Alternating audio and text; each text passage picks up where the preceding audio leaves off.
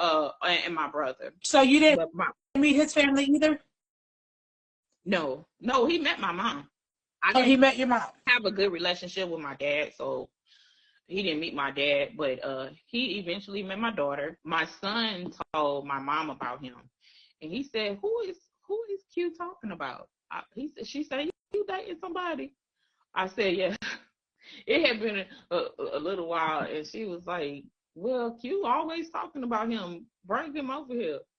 So And I how did bring mom him to her. feel about him? She liked him. She liked him. She's a sports fanatic, especially basketball, and him too. So they bonded over sports. He was like, "Oh man," we got back in the car. He was like, "Man, your mama's so cool." He was like, "I never seen no woman like sports like her. I mean, she could tell you stats, draft picks, all that shit." And they be talking shit. "No, y'all team ain't talking about nothing." Like, he was like, "Wow." So somebody is asking, what about meeting each other's friends? Did you meet any of Kareem's friends? I did. You did? Mm-hmm. Did some of them worked? Some of them worked at the hospital we worked at. We used to have date night, probably every other week, because we had to work. We had different off days. Right. So if we had to do something, one of us would have to take off. Gotcha. So we've seen some of his friends in public. Hey, he got the name Tyson because of boxing. Okay. So oh, what's up, Tyson? He'd be like, "Oh, what's up? This my girl, Sarita," and stuff. He would introduce me. This my girl, Sarita. So we everywhere we went, he saw somebody he knew. Like I tell, everywhere we went, we saw somebody he knew. Like whether we was on date night, we would do things with my kids, like take them to events and stuff, and things like that. Go out and stuff. He always saw somebody that he knew, and he always introduced me as his girl.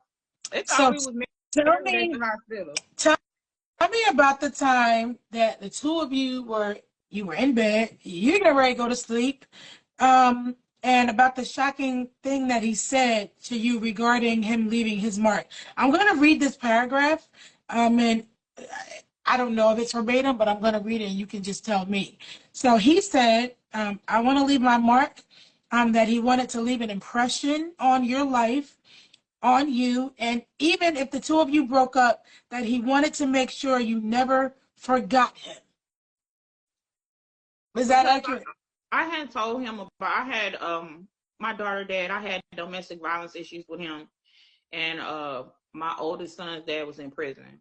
So and then I had this nut case that was stalking me. So I just really had no luck with relationships. Okay. I had told him that. And he was like, I'm going to treat you the way you deserve to be treated. He was like, "You're a good woman. You're a good person. You're a good mother."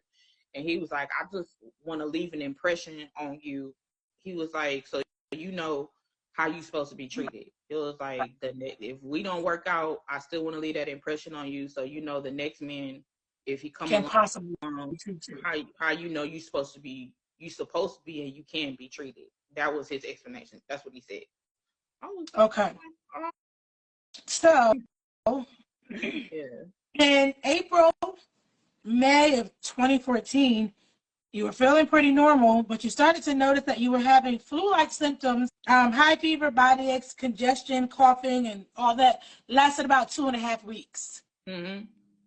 It just came out of nowhere. Like we had just the week before, we had just took the kids to the baseball park. They had like family friends day and stuff there. Oh, we had a good time. They had face paint and all type of shit. And then like 2 days later, I got a fever. I started feeling horrible. Oh my God. I said, I got to have the flu because this ain't no cold.